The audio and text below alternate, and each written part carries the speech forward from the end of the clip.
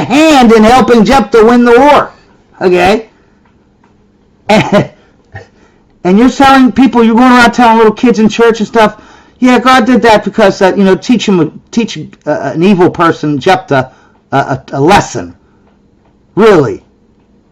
Even though the whole Bible says Jephthah's a great, righteous man. He's moral as heck. He's moral than most of us.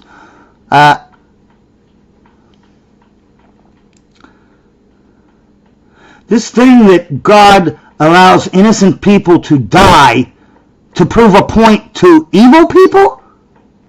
That doesn't even make any sense, but yet you keep doing it over and over. That's all I hear from Christians. That's all I ever hear. Is yes, God did this evil thing and let all these innocent people get hurt, die, tortured, all to prove a point to an evil person. That doesn't make any sense unless you're evil. Okay? Okay, this is Tablets and Temples on YouTube if you want to watch the whole thing. Tragic and unsettling. Jephthah is introduced as the son of a prostitute and a mighty warrior. War breaks out between this people called the Ammonites and Israel. In the midst of this war, Jephthah makes a promise to God. If you will give the Ammonites into my hand, then whoever comes out of the doors of my house to meet me, when I return victorious from the Ammonites, shall be the Lord's, to be offered up by me as a burnt offering. The battle ensued. And sure enough, he was victorious. And as he returned home, who is it that should greet him? His daughter. And he broke down crying with regret, as he realized to keep his promise meant sacrificing his only child. And the daughter, she doesn't resist, and encourages him to follow through with his vow. She gets 2 months to wander the hills with her friends. Why would she do that? Why would she encourage it if it was not acceptable behavior to do human sacrifices? She would only encourage it if human sacrifice was so rampant and so common that she just was commonplace to just say, yeah, you're right, we need a human sacrifice myself. Because she was an unmarried virgin, and when she came back, he completed his vow. The story ends by describing an annual tradition in Israel of the women going out to remember Jephthah's daughter. Okay, that's messed up. So why is this crazy story of child sacrifice in the Bible? Most interpretations of this story boil down to one of 2 possibilities. First, that he did not actually kill his daughter. Instead, she was forced to remain a virgin her whole life, kind of like a nun. Because that's the definition of burnt offering, is losing your virginity. Yeah, that makes sense. In this view, the idea that he sacrificed her comes from a misunderstanding of the burnt offering. The second view is that he did indeed kill his daughter, and that there is a lesson to be learned about making rash vows. Let's take a look at that first interpretation. As far as we know, all of the earliest commentary for centuries, from the Jewish historian Josephus to Christian writers like Jerome, unanimously interpreted Jephthah to have sacrificed his daughter as a burnt offering. In the Middle Ages, some commentators started to feel uncomfortable with the idea of human sacrifice in the Bible, and so they found new ways to read the text. Abraham ibn Ezra was the first to suggest that the daughter was sacrificed by keeping her holy and pure, thus she remained a virgin. Is that what can you show me one example in the Bible when you sacrifice your virginity and they call it a burnt offering? That makes no sense. A burnt offering and giving up your virginity. Yeah, that sounds like the same words. Her entire life. Some of the reasons these commentators gave for this are, 1, there is a strong emphasis on her virginity in the story, and it would be kind of weird for Israel to have a national day over a child being sacrificed. Why? Why is it being weird? If this girl, think about it, if you're a believer and you're a Christian during this time, this girl just self-sacrificed herself so that we can win this war and not be taken over by these horrible Ammonites. She would be a hero. And she has to die? Of course we're going to mourn her every year. That's what they're not celebrating her death. They're mourning that that she sacrificed herself for the whole community. Okay? Why is that weird? Him saying that it's weird, that's weird. Why wouldn't you? You're saying this little girl in the story self-sacrifices her life for you and your kids and your community. And it's weird to celebrate or mourn that she's dead? Really? You're weird if you weren't appreciative. Like, if you didn't appreciate that from that little girl? Like, what? This doesn't make any sense, him saying that. That's weird that they would celebrate it. We celebrate people all the time that give up their lives to help out the society or help out the people inside the fort or help out people in the country. We celebrate it all the time. What are you talking about? That's what labor, or what is it? I don't know, my Veterans Day and stuff like that. Those kind of days, holidays. What do you think them are for? I don't hear him saying that'd be kind of weird that we celebrate people dying in wars. Yeah, it's called Veterans Day, idiot. Second, child sacrifice was a crime in the Bible, yet Jephthah... We got another liar here. Leviticus 22, no child sacrifice. What do you want to bet? $1 million. We're going to look this up, and it's talking about human sacrifices to other gods. Let's see. Okay, here's Leviticus 20. And what was it? Leviticus 22? So this will be easy to read. Let's do the first and second verse. And the Lord spoke unto Moses. So this is the Lord himself speaking. And again thou shalt say to the children of Israel. Now I want you to realize, because sometimes they're saying children mean, when you have, in the Bible when it says children of, and it doesn't have a person's name, it has a country or a society or whatever, like children of Israel, children of Ammon, children of... They're not talking about actual children. They're talking about citizens. They're calling them children because they're like the children of Israel, because they're children compared to God, right? So don't get it mixed up that they're talking about actual children. They're talking about citizens, okay? Again, thou shalt say to the children of Israel, meaning the citizens of Israel, whosoever he be of the children of Israel, or of the strangers that sojourn in Israel, that giveth any of his seed to Moloch. Remember, Moloch and Baal, these are gods that are not the Christian God.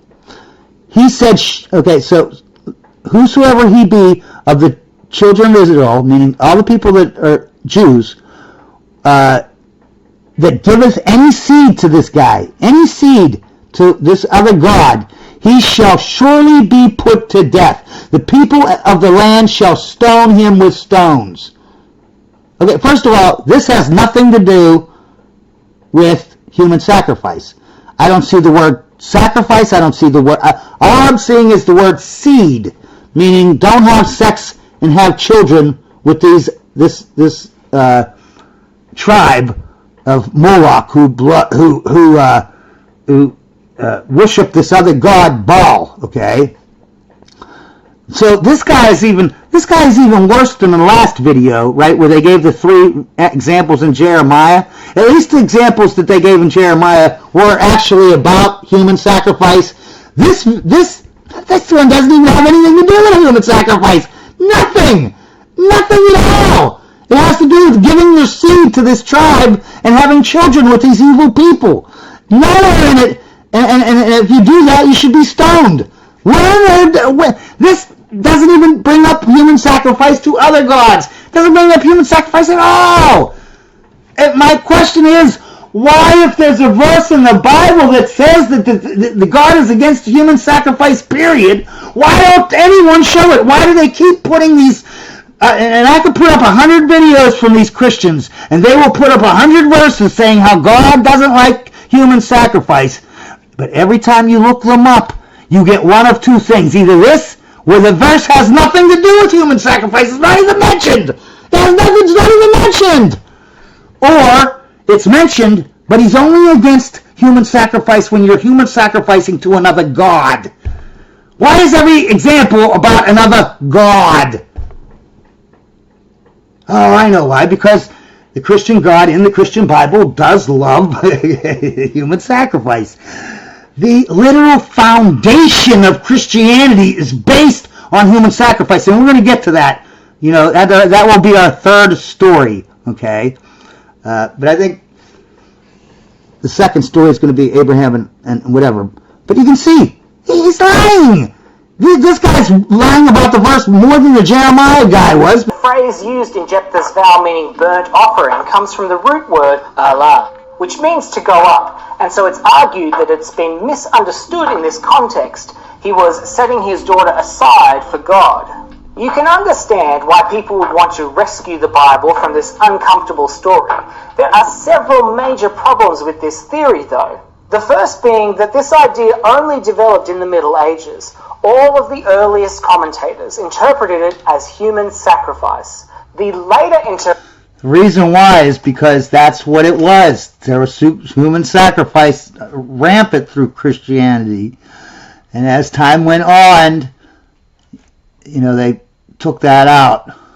Tried to seem like they were normal.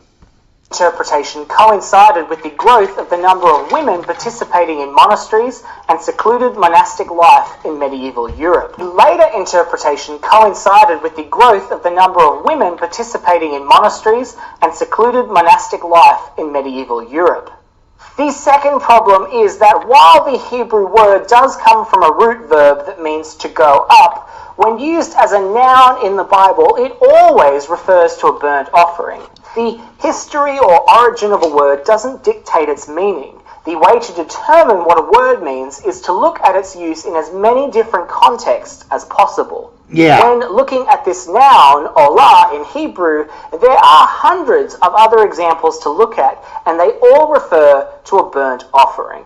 So it would seem that when the text says Jephthah kept his vow, the ancient audience understood that he really had sacrificed his daughter as a burnt offering. And they understood that because it was commonplace back then. So then, what's the point of this gruesome tale? Why did Jephthah even make such an irresponsible promise in the first place? Whoever comes out of the door to greet me, I will sacrifice? What? Because it was commonplace back then. If you understand that Christianity is based on, you know, human sacrifice, it all makes sense. Why did he make such a crazy, you know, deal with God? Because it wasn't crazy if you believe in human sacrifice. What was he expecting? A pet sheep?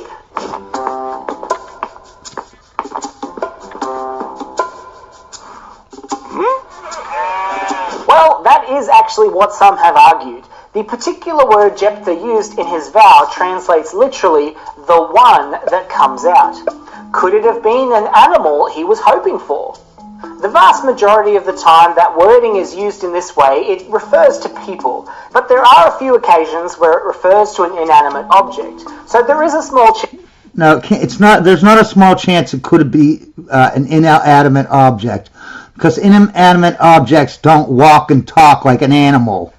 But it was more likely a person. After all, he would have known that it was customary in Israel for women to come out and greet victorious male warriors with a song and dance. Notice timbrels and song, just like in the Jephthah story. One scholar has argued that Jephthah was actually expecting a family member to come out, Yes. and that's why he made the vow. You see, in the world of judges, honor was like a social currency. Jephthah was the lowly son of a prostitute, and so honor did not come to him naturally. Victory in battle would have given him honor. For this reason, perhaps he was thinking he would have to sacrifice one of his children. The costliest sacrifice brings the highest honor. And so it would seem that the story is deliberately disturbing. It's over the top, almost to the point of being absurd. But as with many of the stories in Judges, that's kind of the point. No, it's not the point. The point is that it was absurd because it was back in the day, and that's how it was back then. Christianity was based on human sacrifice. So it wasn't absurd back then because it was common knowledge that it was based on human sacrifice.